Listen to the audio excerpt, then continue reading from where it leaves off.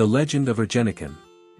In the Turkish lands, there was no place where the Turkish arrow did not resound, the Turkish branch did not reach, and where the Turks did not bow down.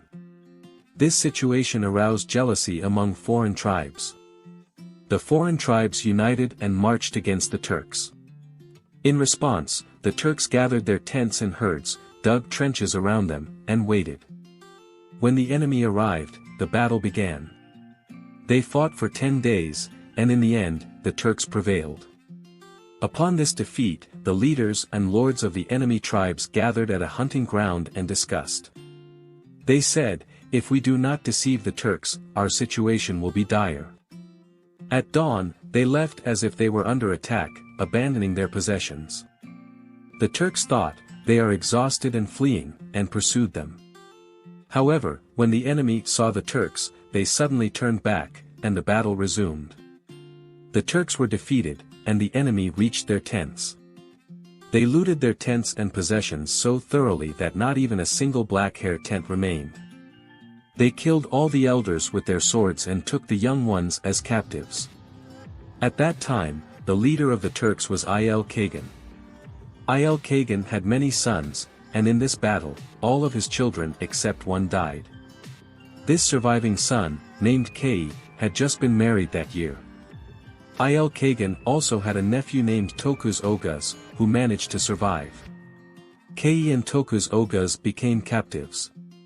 10 days later, they took their wives, mounted their horses, and escaped.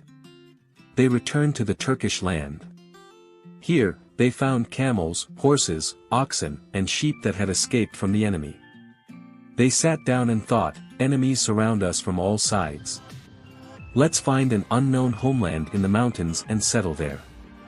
They took their herds and migrated towards the mountains.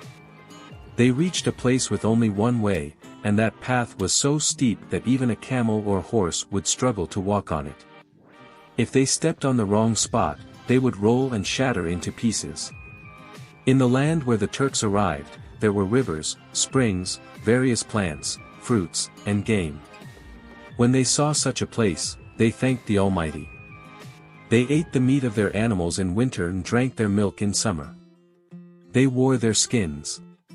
They called this land Ergenekon. Time passed, ages flowed, Kei and Tokus Oguz had many children. Kei had many children, while Tokus Oguz had fewer.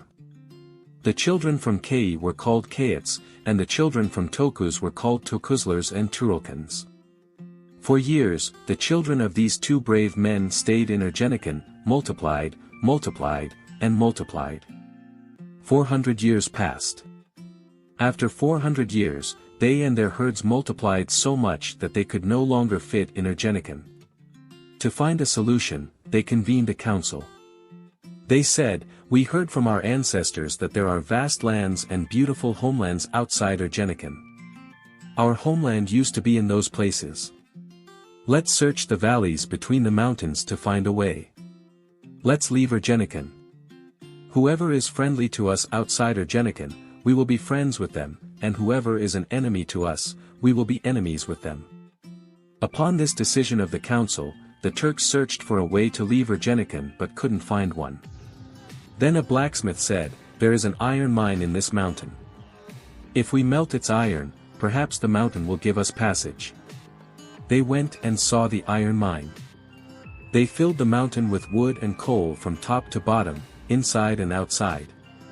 They made 70 large bellows and placed them in 70 locations. They ignited the wood and coal, and with the help of God, the iron in the mountain heated up, melted, and flowed like a loaded camel, creating a path. Then a gray-furred gray wolf appeared, no one knew where it came from. The wolf came and stood in front of the Turks, everyone understood that it would show the way. The wolf walked, and the Turkish nation followed. Under the leadership of the wolf, on the sacred day of the sacred month of the sacred year, they left Ergenekon. The Turks remembered that day and time well. That sacred day became the Turks' festival.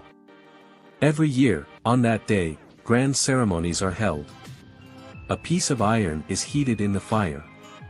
The Turkish Khan first holds it with tongs and strikes it with a hammer, and then other Turkish lords do the same to celebrate the festival. When they left Ergenekon, the leader of the Turks was Bordesin, Grey Wolf, who descended from the Kei Khan lineage. Bordesin sent envoys to all provinces, informing them that the Turks had left Ergenekon. As it used to be, all provinces came under the rule of the Turks. Some welcomed this, acknowledging Bordesin as the Khan, while others opposed it.